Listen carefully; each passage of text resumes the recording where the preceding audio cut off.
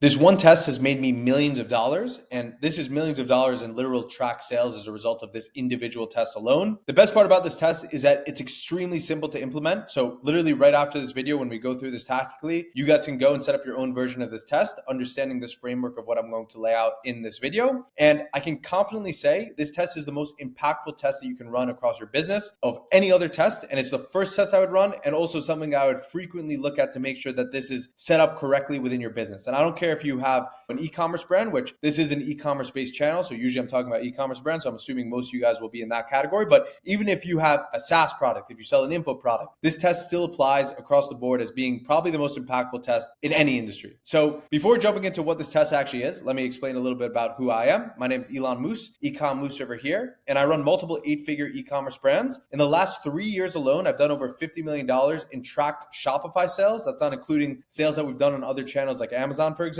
And I have absolutely nothing to sell you guys. I do this because I'm trying to build a personal brand right now. I personally really love to teach and spew and spit out a bunch of knowledge and shenanigans over here on the internet. And a lot of you guys seem to like what I'm saying. So I'm going to continue to do it. And plus, obviously, there's a lot of benefits of it. I get to meet really cool people, network with high-level individuals. So I'm going to continue to double down on this. So with that being said, let's jump into what this test actually is. And the test is called, drumroll please, price elasticity. So for those of you guys that don't know what price elasticity is, it's a very simple concept. It's the matter of changing your price. So either lowering your price or raising your price. Now, I want to go over my thought process in this journey of doing online business and business in general, where the intuitive thing that I thought, and I'm sure a lot of you guys think, especially if you're a beginner, is you should probably try to sell your price to be as low as possible, right? Because that logically makes sense, right? If you can set it as low as possible, it means you'll get as many people to buy as possible. You're going to compete on price, where as you start to become more developed, you realize how stupid that probably is if you think like that, because then, there's people that are selling it for much higher on the premium side of the market. And you want to then actually look at selling your price as high as possible so that you can compete more on value rather than price. So I want to tell you that my realization is that both of these are completely incorrect. It's not one way is right or one way is the other. It's about finding the proper balance. And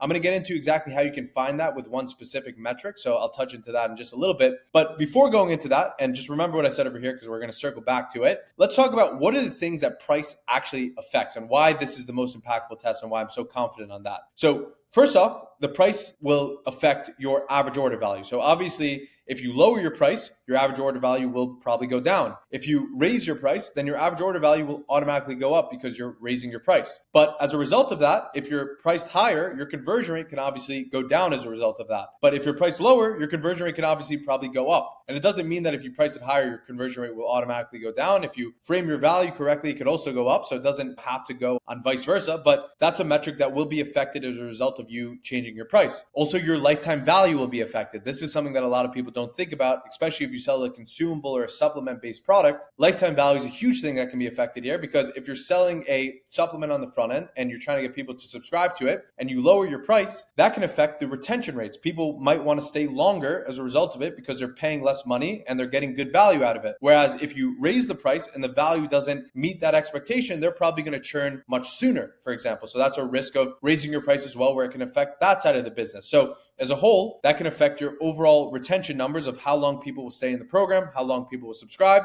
Number 5, now we're going to go more like macro level of what this can affect. So this is less trackable in terms of data, but the perceived value of your product. For example, luxury brands, right? They're going to sell their price for, they'll sell the same exact white t-shirt, but with their brand logo, and they'll sell it for $1,000, whereas that same white t-shirt, if you buy it somewhere else, could be $10 or $20. Now, obviously, this is probably the most extreme form of how that can be, but the higher price point makes the value perceived higher. Now, if you sell that same brand and they sold it for that same $10 to $20 price point, you would just think it's fake or a ripoff or a mock type of product of that, because the value is also perceived with the high price point and someone that can afford to buy a brand like that, right? So that's at a very high level. But if we condense it down to your everyday types of products, not going into like luxury goods, being at the higher end price of the market, a lot of people can associate with with being on the more premium side of the market, being a more durable version of the product. So it can perceive a lot of that at a macro level. And then also, I think that goes into really your market entry point, right? Because I think it doesn't matter what you sell. If I sell water bottles, for example, let's say like stainless steel water bottles, I say that because I have a water right here that I'm just looking at. But let's just say you're selling that, right? It can be the different placements, right? Because there's those lower end ones, which are usually associated with Chinese, just bringing it onto Amazon, and you know what you're getting, you know where the quality will fall into that. Whereas there's those Yeti types of water bottles, or even more expensive types of water bottles, which are on the, again, more premium side of the market. So it's where you want to enter into the market. Pretty much all in all, it's your entire positioning of where you're coming into the market with your product, and it affects virtually every single metric that's actually important in scaling your marketing and scaling that product up: your average order value, your conversion rate, and your lifetime value. So that's why I say this is probably the most impactful test you can run, no matter what industry you're in, because this thing just affects everything across your entire business model. And again, it's also probably the most simple type of test to run. All you have to do is reduce the price on your website or increase the price on your website, right? You're not changing your whole product page. You're not changing the whole design of everything. You're changing something very simple and very easy to execute and implement on. And it's something that can affect all the different things that I just laid out over here. With that being said, I want to walk through an actual example of, let's just say we're going to use e-commerce as the example over here, where let's say our product is priced at $50. And let's just use the example that we don't have any order bumps or upsells on the product. So $50 is our flat price, but it's also our average order value. And let's assume that the conversion rate holds at around 4%. Now, let's go through two scenarios over here so you guys can understand how I would look at it. So one scenario is, let's say we lower the price point by $10. Other scenario, let's say we raise the price by $10.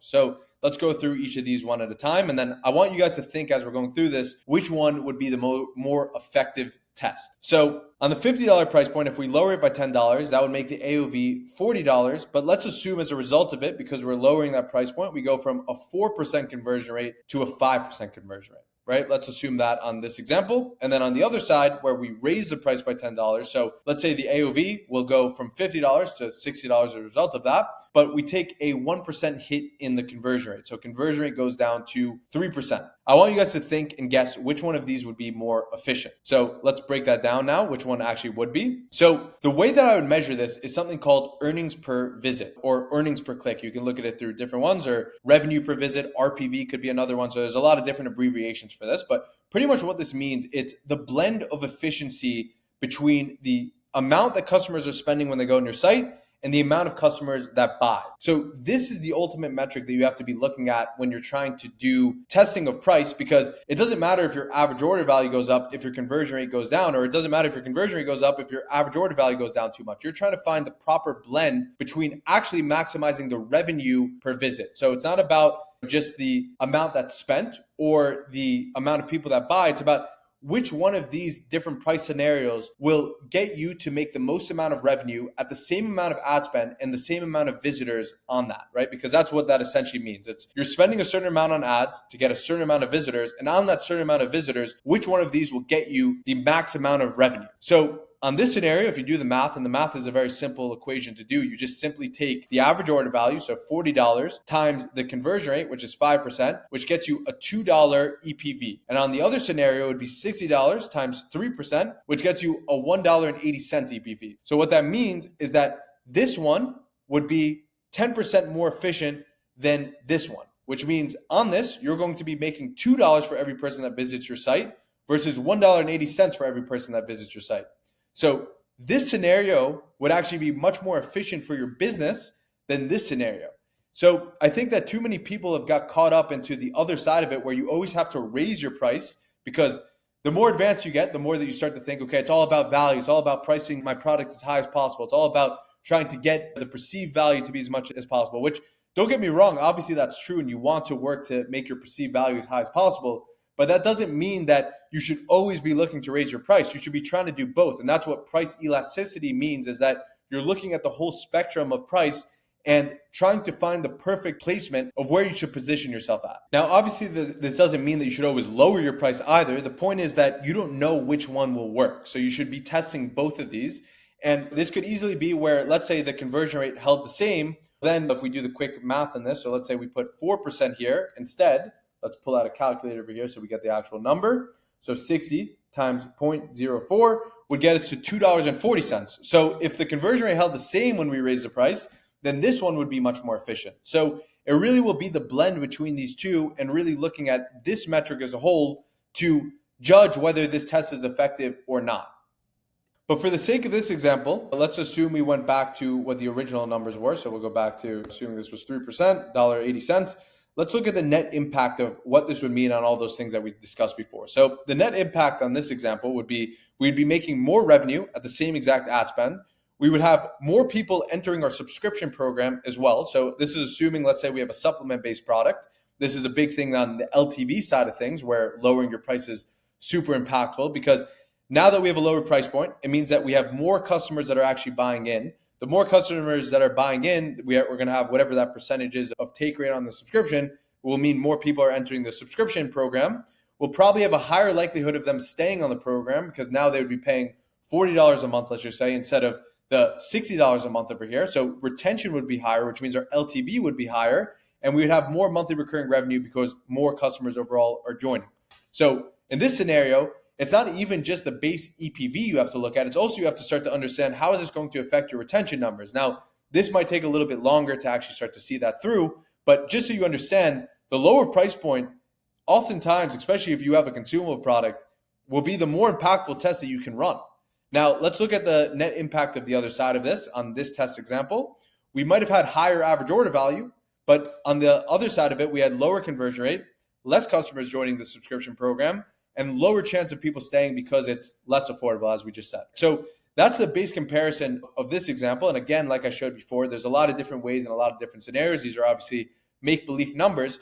But the point of this, and to give you guys some tactical advice on all this, is that this is the first test. If I'm launching a new brand, this is going to be the first thing that I test. It's trying to find the right balance of price ratio to make this work. And I think also the more that you start to change and test around your offer, the more frequently you should also come back to this. Because let's say I add a free gift in my offer, or I change the framing of the offer and it has more perceived value, I might be able to get away with a higher price point and keep that conversion rate the same. So that scenario might make more sense for me. Whereas sometimes you also might want to lower it, and that might give you a 50% boost on your conversion rate, something insane like that.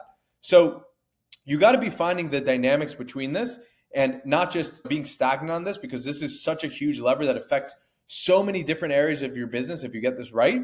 So the way I would look at it right now is really just also try to take a logical approach on it. Understand if you have a consumable product, if you don't have a consumable product, look at it through these different lenses, and then set up a very basic split test. If you have an e-commerce brand, easy to do. If you have a simple software, very easy to do. If you have some sales team that's doing it, also split test through your sales agents and sales reps to test the different price points. But moral of the story here is that price point is the most impactful test you can run your business. Hopefully you agree. If you don't, comment below why you don't agree with it. And what you should do as a result of it is think about running some of these tests for yourself. Thanks for watching, and comment below what you guys want to see next.